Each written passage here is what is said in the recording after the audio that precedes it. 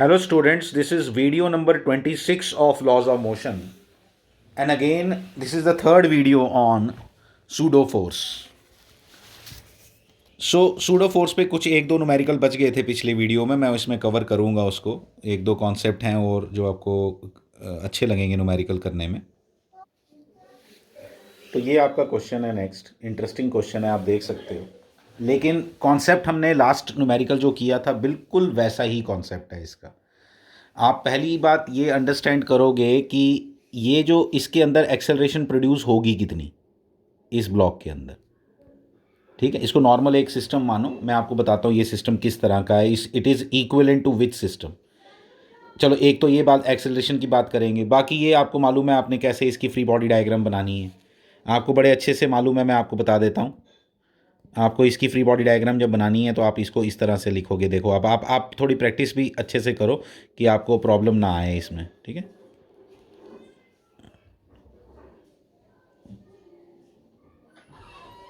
देखो इसको मैंने इरेज कर दिया कि मैं यहाँ पे फ्री बॉडी डायग्राम बना सकूँ।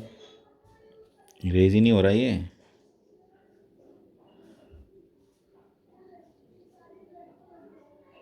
हो गया, ठीक है।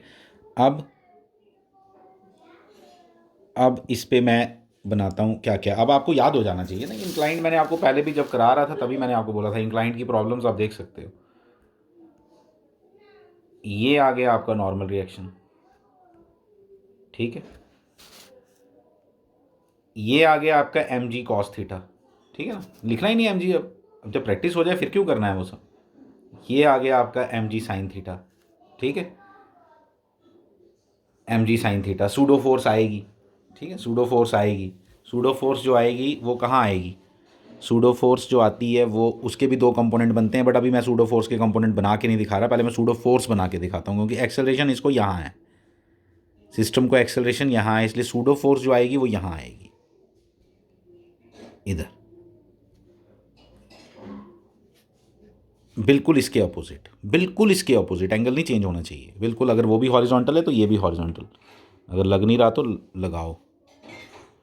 ये मतलब इसके पैरेलल ऐसा लगना चाहिए, इसके पैरेलल। अच्छे से डायग्राम बनानी है, साफ साफ डायग्राम्स बनानी है।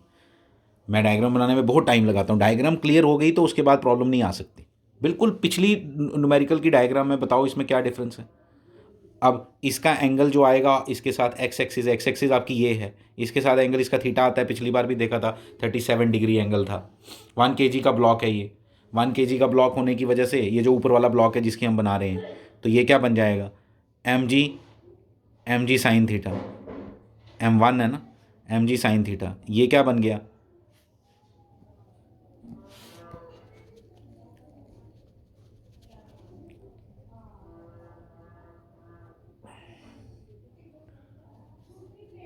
ये बन गया जी कॉस थीटा। देखते जाओ मैं आपको सब बताता हूँ। ये बन गया जी कॉस थीटा, ये एंगल थीटा इसकी वजह से, और ये क्या है, ये एम ए है, ठीक है। ए की वैल्यू हम निकालेंगे दूसरे सिस्टम से, वो ए कितनी प्रोड्यूस करेगा, ये कैपिटल एम, ठीक है। पूछने के तरीके बिल्कुल कॉन्सेप्ट वाइज बिल्कुल सेम न्यूमेरिकल है जो हमने पिछला लास्ट न्यूमेरिकल किया था लास्ट वीडियो में, ठीक है। ये एम ए आ गया, एम की वैल्यू 1 है इसलिए ए आ गया। चलो अभी एम ए लिख दो, नहीं ए लिख दो, ए लिख दो इसको, ये ए आ गया। That is why M A है एक्चुअली, ए M1 है इसलिए एम नज़र नहीं आ रहा, इसलिए ये क्या आएगा, ए कॉस थीटा। ये क्या आएगा, ए साइन थीटा, अरे ए साइन थीटा, इसका दूसरा कंपोनेंट, इसका दूसरा कंपोनेंट ए साइन थीटा, ए साइन थीटा। ये ए के दो कंपोनेंट बन गए। अब ए की कोई ज़रूरत नहीं, थीटा की कोई ज़रूरत नहीं, काट दो उसको दोनों को। देखो मेरे पास थोड़ा टाइम है इस बार, तो मैं आपको करके दिखा रहा हूँ कि इस तरह से आपकी अप्रोच ये होनी चाहिए। बस आपकी जो अप्रोच है वो ये है कि थीटा और उसकी मुझे कोई ज़रूरत नहीं है। अब मैंने जब कंपोनेंट बना दिए तो कहानी ख़त्म हो गई। अब एक्स एक्सिस आधी आधी फोर्सेज एक्स एक्सिस के लॉन्ग हैं, आधी फोर्सेज वाई एक्सिस के लॉन्ग हैं। दोनों की इक्वेशंस लिखो और गेट द रिजल्ट्स, ठीक है। दोनों की फोर्सेज लिखो एंड गेट द रिजल्ट्स, ये सारी कहानी होती है इनकी, ठीक है। ये देखो अब आपकी फोर्सेस नज़र आ रही हैं आपको क्लियर कट, ठीक है। ए की टर्म्स में पहले आंसर आ जाएगा आपका।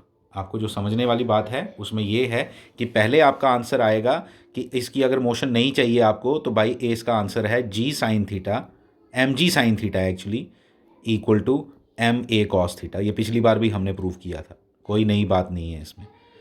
ए कॉस थीटा, सो हमारा आंसर आया था a equal to ji tan theta. तो सेम आंसर आना ही था, सेम बिल्कुल सेम क्वेश्चन है यहाँ तक। ए इक्वल टू वहाँ पे फिर एफ की लैंग्वेज में हमने बात की थी, यहाँ पे बोल रहा है भाई एम की लैंग्वेज में बात करो। मैं बता देता हूँ आपको, यहाँ पे इस सिस्टम में पहले ये g a equal to g sine theta याद रहा। अब देखो बेसिकली अब ये क्या, मैं आपको दूसरा आपने वो निकाल लिया ना, आपने निकाला क्या अभी तक? आपने निकाला कि जो ए है वो आपको किसके बराबर चाहिए, जी टैन थीटा के। थीटा आपको गिवन था 37 डिग्री, इसलिए मैंने लिख दिया 3/4। तो इसलिए ए इक्वल टू आ गया ये पहली इक्वेशन, ठीक है। अब ये ए प्रोड्यूस किसने करना है, देखो ये आपका आ गया मास उसका, किसका, combined mass of that wedge and ऊपर जो उसके पड़ा हुआ था उसको 5 kg है ना, 4 kg का वो और उसके ऊपर 1 kg का। उसको खींच कौन रहा है, उसको खींच रहा है ये ब्लॉक पुली के थ्रू, एम जो निकालना है मुझे, ठीक है। यहाँ आपकी पुली है, यहाँ आपकी पुली, ऐसे अच्छे से बनाना है या क्या करना है, चलो ठीक है ऐसे ही कर दो, ऐसे कर दो। लो मैं इसको और अच्छे से बना देता हूँ, ठीक है। 5 kg,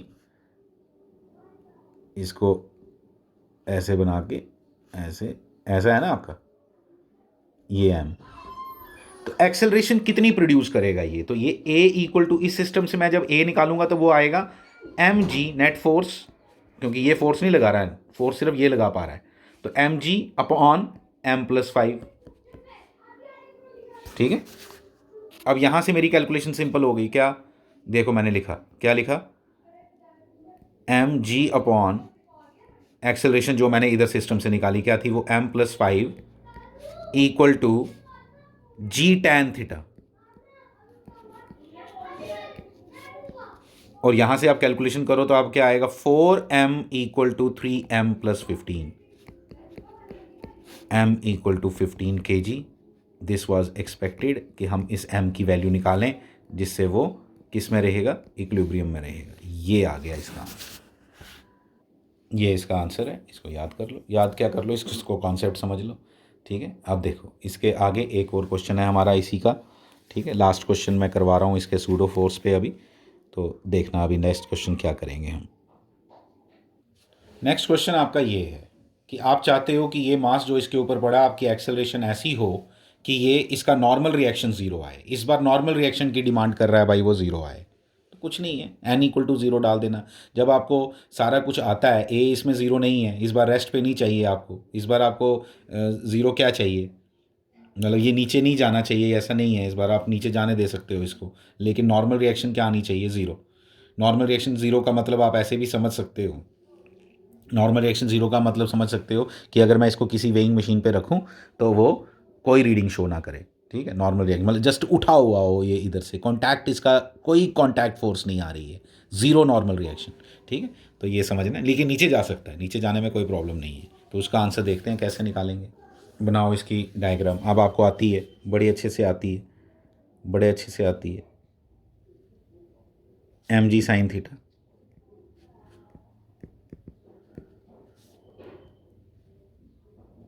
M G cos theta,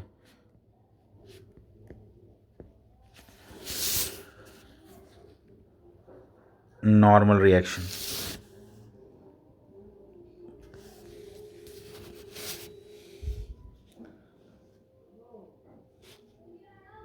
और फिर सूडो फोर्स के दो कंपोनेंट, सूडो फोर्स के दो component, M A cos theta, M A sine theta. मैंने सब सिखाया आपको, देखो मैंने अब इस बार वो बनाया ही नहीं ना, मैंने सूडो, मैंने सीधा कंपोनेंट ही बना दिया। याद हो गया ना, प्रैक्टिस करते करते याद हो गया, हमने रट्टा तो ना मार लिया, प्रैक्टिस करते करते याद हो गया। This is the best way to learn the things, ठीक है। अब देख, अब मैं क्या लिखूंगा, नॉर्मल रिएक्शन ज़ीरो चाहिए, इसकी बात ही नहीं कर रहा वो कहता जो जो चाहिए वो करो, लेकिन नॉर्मल रिएक्शन मुझे ज़ीरो दो। तो नॉर्मल रिएक्शन किसके इक्वल है, normal reaction minus M A sine theta, ठीक है, minus M G cos theta is equal to, उसको ज़ीरो चाहिए। ठीक है, तो 0 चाहिए तो किसके बराबर बन गया, माइनस एम ए। ठीक है, तो ये बन गया M A sine theta, M A sine theta, M A sine theta, एक सेकेंड, हाँ सही है। मैं अभी आपको एक चीज़ बड़ी इंटरेस्टिंग बताऊंगा इसमें, इक्वल टू बन रहा है minus M G cos theta. ठीक है, इसका मीनिंग समझाऊंगा आपको अभी मैं। ठीक है, अभी मैं इसका मीनिंग समझाता हूँ आपको। इसका मतलब हुआ, देखो क्या बना, ये बन गया, हमें निकालना क्या है, ए निकालना है ना, तो ए इक्वल टू क्या बना, ए इक्वल टू क्या बना, ए इक्वल टू बना, एम एम कैंसिल हो गए, एम एम कैंसिल हो गए, जी कॉट थीटा बना है, ध्यान देना, माइनस जी कॉट थीटा बना है। अब ये माइनस क्यों आ गया यार, माइनस आया, वो कहता है अगर तू इधर खींचेगा ना मेरे भाई, इधर की तरफ, हमने एक्सेलरेशन की डायरेक्शन ये ली है ना, उसके अकॉर्डिंग कंपोनेंट बनाए ना, सूडो फोर्स इधर क्यों ली आपने, इधर ली ना सूडो फोर्स, इधर क्या क्यों ली, क्योंकि आपने एक्सेलरेशन इधर ली थी। वो कहता है एक्सेलरेशन की ये वाली डायरेक्शन से नॉर्मल रिएक्शन जीरो नहीं आ सकती, आपको इधर खींचना पड़ेगा। देखा कितने इंटरेस्टिंग मैथमेटिक्स होता है।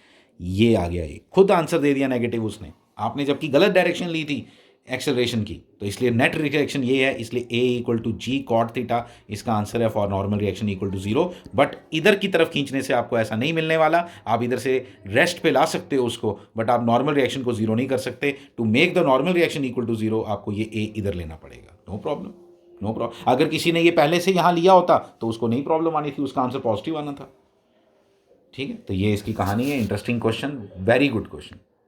देखो, अगर हमने पहले से इधर लिया होता तो सूडो फोर्स आपने इधर बनानी थी, बिल्कुल इधर बनानी थी। इधर बनाते तो फिर से इसके दो कंपोनेंट बनने थे, एक इधर और एक ऊपर, ऊपर ही आ जाना था, इस बार नीचे आना ही नहीं था, अपने आप आपका आंसर आ जाना था। ये एन है, ठीक है। इसके कंपोनेंट में अगर आप चाहते हो मैं बना दूं, मैं बना देता हूं आपको, अच्छे से बना देता हूं।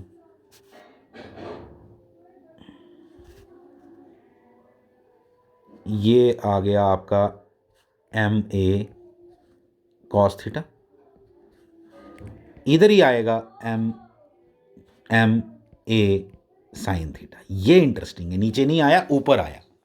अब आपको प्रॉब्लम नहीं आएगी, अब आप लिखोगे equation N plus M A sine theta equal to M G cos theta, बस खत्म हो गया। अब आपका अपने आप प्लस में आएगा आंसर, देख लो।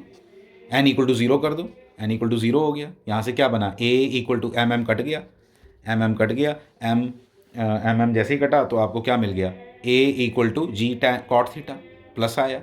अगर आपने ए पहले से इधर लिया होता, इधर से आपको ये भी समझ आ गई कि नॉर्मल रिएक्शन जीरो करने के लिए आपको इसको उल्टा चलाना पड़ेगा, उधर नहीं चलाना। उधर चलाओगे तो नॉर्मल रिएक्शन ज़्यादा हो जाती है, उधर कम नहीं होती, उधर से ज़्यादा हो जाती है। सीखो सीखो, एनालाइज करो चीज़ों को, तभी चीज़ें सीखने को मिलती हैं। ठीक है, थैंक यू वेरी मच।